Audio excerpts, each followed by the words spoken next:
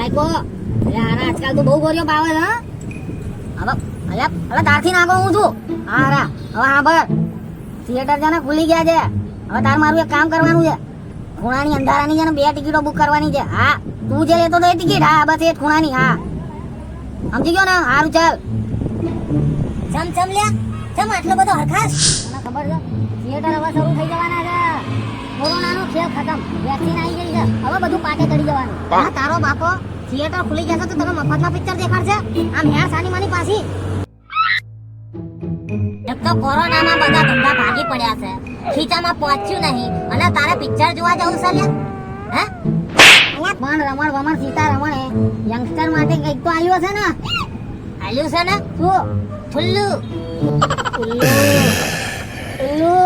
અરે ઠુલ્લુ અરે પણ બલા હશે તો ઉલ્લુ જ ને એ વાત સાચી આવું થોડી ચાલે સાહેબ બનતા પહેલા એવું કીધું તું કે 2 કરોડ નોકરીઓ આલી છું બરાબર આજે 6 વર્ષ થયા 2 કરોડ નોકરીઓ મળી ગઈ कि पीएम मोदी ने पीएम बनने से पहले 2 करोड़ जॉब देने का जो वादा किया था उस वादे का हुआ क्या?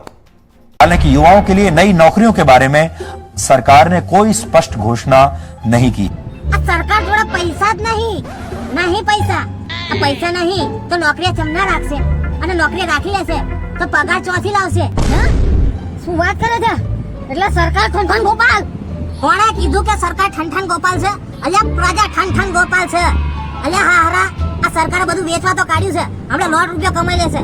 वित्त मंत्री कहती हैं कि हमने खर्च किया है हमने खर्च किया है हमने खर्च किया है लेकिन बजट पढ़ने पर दिखता है कि हमने बेच दिया है हमने बेच दिया है हमने बेच दिया है। बिल्कुल आपने मेरे दिल की बात बता दी। एटॉमिक एनर्जी, स्पेस और डिफेंस से लेकर बैंक, बीमा, पेट्रोलियम और पावर सेक्टर तक इन सभी में प्राइवेट सेक्टर के लिए नए अवसर बनाए जाएंगे और प्राइवेट सेक्टर ही चलाएंगे। पैसा ही पैसा होगा। આ દેશના બજેટમાં જેની વાત કરવાની છે એની તો કરી નહીં એટલે આપણા સિક્યુરિટીની વાત જ નહીં લે દેશના બજેટમાં ના હોય દેશની સિક્યુરિટીની કોઈ વાત જ નહીં વાત નહીં કરી પણ બજેટ આલ્યું છે જ્યાણું આમ છું આ દેશની રક્ષા માટેનું બજેટ જોઈશ ને એટલે ના સરવાળે છે મેડું જ આવશે ને ખેતરમાં ભેંડું આવશે। आम बजट के दस्तावेज में रक्षा बजट लिखा हुआ था तो फिर वित्त मंत्री ने उसे भाषण में शामिल क्यों नहीं किया? आशंका व्यक्त की जाने लगी कि रक्षा बजट में खास बढ़ोतरी नहीं होगी इसलिए उसका जिक्र गोलमोल कर दिया। लेकिन छपा हुआ बजट तो नहीं छिप सकता। वित्त मंत्री ने अपना भाषण पूरा किया और फिर बजट प्रेस के हाथ लग गया।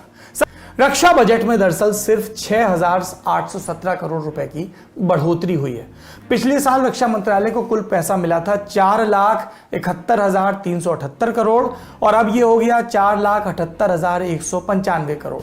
4.5 लाख करोड़ रुपया वाकई भारी रकम है लेकिन जब आप गौर करते हैं कि ये पैसा खर्च कैसे होगा तब दिक्कत नजर आने लगती है। कैसे? इन पैसों में से 1,15,850 करोड़ रुपए जाएंगे रिटायर हो चुके फौजियों की पेंशन में, 2,32,047 करोड़ रुपए जाएंगे डिफेंस सर्विसेज रेवेन्यू में यानी कि सेवारत फौजियों की तनख्वाह और पेट्रोल डीजल जैसे रोजमर्रा के खर्चों में, 37,837 करोड़ रुपए गए हैं मिनिस्ट्री ऑफ डिफेंस के लिए। इससे रक्षा मंत्रालय के सिविलियन स्टाफ को तनख्वाह मिलेगी और बाकी काम होंगे जिनका सीधा संबंध कॉम्बैट से नहीं होता। अब बचे कितने? 1,35,061 करोड़। ये रकम जाएगी capital outlay on defence services नाम के मद में। इस मद को तीनों सेनाओं के आधुनिकीकरण पर खर्च किया जाता है। आप यहाँ देख सकते हैं हम सेना के लिए आधुनिक साजो सामान के लिए लगभग पेंशन जितना ही खर्च करना चाह रहे हैं। आप अगर पेंशन पाते हैं तो जरा सोच कर देखिए आप सिर्फ पेंशन के पैसे से कितना आधुनिक सामान खरीद पाते हैं। यही बात बहुत बड़े स्केल पर रक्षा बजट पर भी लागू होती है। હવે આમાં સૈનિકોનો પગાર ચૂકવે કે નવા સાધનો લાવે હવે આમાં શું દેશની રક્ષા થાય લ્યા વાત તો તારી સાચી છે ઓલું ચાઇના આપણા દેશમાં ઘૂસી બેઠું છે અને સરકાર મુંગડામાં બેઠી છે એટલે સૈનિકોને તો દાદ આવવી જોઈએ કે એમના લીધે છે ને આપણે આટલું શાંતિથી ઊંઘી શકીએ છીએ અને હારે સરકાર જોડે એમના માટે બજેટ નહીં એટલે કેવી વાત કહેવાય આપણા સૈનિકોને બજેટ ફાળવશે તો સરકાર ચૂંટણીમાં ઉડાડો પૈસા ક્યાંથી લાવશે એટલે આપણા દેશમાં કેટલી ચૂંટણી આવે છે આ 362 દિવસમાં 500 તો ચૂંટણી હોય છે હવે કોના બાપની ચૂંટણી આવે છે વિધાનસભાની ચૂંટણી આવે છે ભાઈ આ બંગાળમાં મમતા દીદીને ને ટક્કર આલવા સાહેબે કમર કસી છે એવું તો શું કર્યું છે આપણા સાહેબે એટલે આપણા સાહેબે તૈયારી કરીએ જોઈ નહીં ખાસ બાલ દાઢી વધારી છે બંગાળની ચૂંટણી માટે લોકોના વોટ લેવા માટે રવિન્દ્રનાથ ટાગોર જેવો લુક કર્યો છે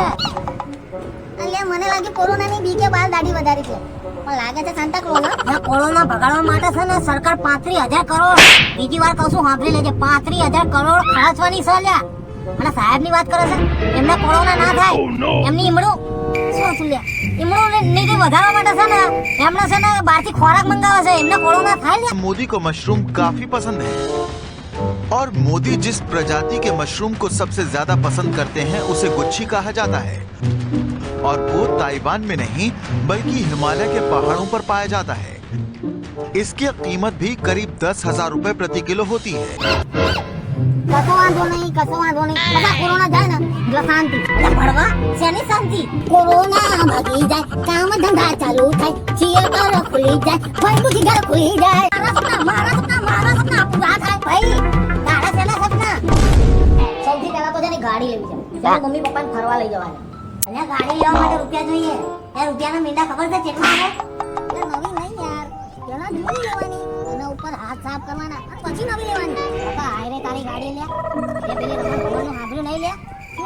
શું બોલી હવે તારી કાકી आपकी गाड़ी 20 बरस से पुरानी है, ट्रक या कोई और कमर्शियल वाहन चलता है और 15 साल से पुराना हो गया है, नहीं चल पाएगा। सरकार इस पर एक नई नीति लेकर आई है। वित्त मंत्री ने वॉलंटरी व्हीकल स्क्रैपिंग पॉलिसी इसका जिक्र किया। पुराने वाहनों को कबाड़ खाने में भेजने की पॉलिसी कई दिनों से बात चल रही थी कि ये नीति लाई जाए ताकि ऑटो इंडस्ट्री मंदी से निकले, क्लीन फ्यूल और ई व्हीकल इन सब की बात चले और इसी पर आधिकारिक पॉलिसी का आज बजट में ऐलान हुआ। ये नीति 20 साल पुरानी गाड़ियों का फिटनेस टेस्ट कराना जरूरी करेगी। कमर्शियल वाहन है तो 15 बरस पर फिटनेस टेस्ट कराना होगा। अगर वाहन अनफिट हैं तो इस्तेमाल की इजाजत नहीं मिलेगी। ભાઈ હવે 20 વર્ષ જૂની ગાડીઓ તમે નહીં ચલાવી શકો એટલે હવે તો એનું હેલ્થ ચેકઅપ કરાવવું પડશે જીવતા જાગતા માણસોની ફાટી જાય છે અને અમને ગાડીઓનું હેલ્થ ચેકઅપ કરાવવું છે આ પેલી રમણ ભમણ સીતા રમણ કાકી એવું કહેશે કે આ જુવાને છે નવી ગાડી લાવતા જ નહીં જૂની ઝંકાઈ રાખે છે એટલે હવે નો મોર जूनी गाड़ी लाओ नवी गाड़ी। तो निर्मला सीतारमण ने बताया क्या गड़बड़ है। उन्होंने कहा कुछ स्टडीज हमें बताती हैं कि मिलेनियल्स का माइंडसेट ऐसा है कि वो गाड़ी खरीद कर उसकी ईएमआई देने के बजाय ओला, उबर या मेट्रो लेना पसंद करते हैं। ऑटोमोबाइल सेक्टर को प्रभावित करने वाले बहुत से कारक हैं। हम उनकी समस्या सुलझाने की कोशिश कर रहे हैं। તારી કાકી કે ને કે નવી ગાડી લાવવા માટે પૈસા કઈથી લાવવાના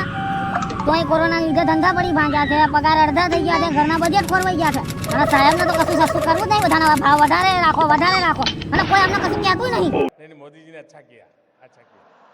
સાચી વાત છે ભાઈ આ આપણા સાહેબ ગુજરાતમાં હતા અને પેલી એની લાડકી તુલસી બે ઉડી ઉડીને મોંઘવારીની વાત કરતા અલ્યા પેલા સાયલેન્ટ બાબાને મેણાઓ મારતા હતા અને હાલ બધું એમના હાથમાં છે ત્યાં તેરી भी चुप અને मेरी भी चुप चुप चुप चुप। साल का रिपोर्ट कार्ड के कुछ ही घंटों में उन्होंने देश में जिस प्रकार से पेट्रोल के दाम बढ़ा दिए ये दिल्ली सरकार की शासन चलाने की नाकामयाबी का जीता जागता सबूत है।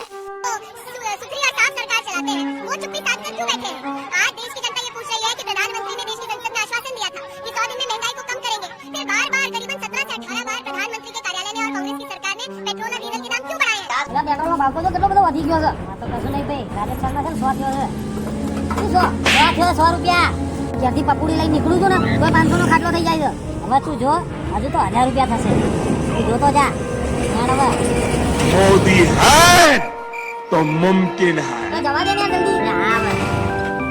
કોણ આવી ગયો એટલી વારમાં અરે મોડું થાય છે ને યાર શું हेलो हेलो हेलो યાર ભાઈ તું નવો ફોન લઈ લે ને યાર અરે તારી કાકીને લીધે તો નવો ફોન નહીં હોય યાર એટલે મારી કાકી એટલે તારી કાકી અને ભાઈ હમણાં શું કર્યું તારી કાકી ફોન મોંઘા કરવાની છે આ જરીક જેટલા ફોન ના આટલા બધા પૈસા આલવાના પૈસા જ નહીં ભાઈ ક્યાંથી લાવો પૈસા કાકી પૂછતો શું હજી કેટલી વસ્તુઓ મોંઘી થવાની છે હવે ખોપારા મારા ઉપર શેનો ગરમ થસ તું આટલો બધો આથી મોંઘું થયું એનું લિસ્ટ મારા જોડે થોડી છે એટલી ખબર છે કે સોનું ચાંદી છે ને એ સસ્તું થયું છે અચ્છા એટલે 50,000 નું સોનું વગર 50,000 થશે એમ હવે મારો લાલો સમજ્યો વાહ વાહ સાહેબની લીલા તો અપરંપાર છે સોનું અને પેટ્રોલ બે લોકરમાં ઘાલ દો અને આપણે છે ને સાયકલ પર બેહીને 11 નંબરની બસ પકડીને જવું પડશે હવે આ ભાઈ આ સારો આઈડિયો આલ્યો છે હો તે આ સાયકલ ચલાવવાથી આપણે કસરતે થઈ જશે ને સ્વાસ્થ્ય સારું રહેશે આપણા શ્વાસની સાહેબે ચિંતા નહીં કરવી પડે સ્વસ્થ રહો આત્મનિર્ભર બનો એવું સાહેબે નહીં કહેવું પડે સારો આઈડિયો છે અચ્છા એટલે હવે હું મારા સપના સાકાર કરવા મહેનત કરું કે નહીં હવે લાલે આમાં પૂછવાનું થોડી હોય મહેનત કર્યા વગર છે ને કશું નહીં આ સાહેબના કાકીના પાછળ છે ને રહેવાનું નહીં ભાઈ સી ખબર જાણે આપણું નસીબ જોર કરી જાય મહેનત કરવાની જ એટલે તો અમે મહેનત કરીએ છીએ. પણ આ લોકોને મહેનતની કદર જ નહીં લે. અરે અમને તો સમાજની કદર નહીં. એટલે એ બધું છોડ હવે. જો તમને વિડીયો ગમ્યો હોય ને તો લાઈક, શેર અને સબસ્ક્રાઇબ કરતા રહેજો. હા, જે કંઈ બી કહેવું હોય ને તો નીચે લખી દેજો. જય સંવિધાન.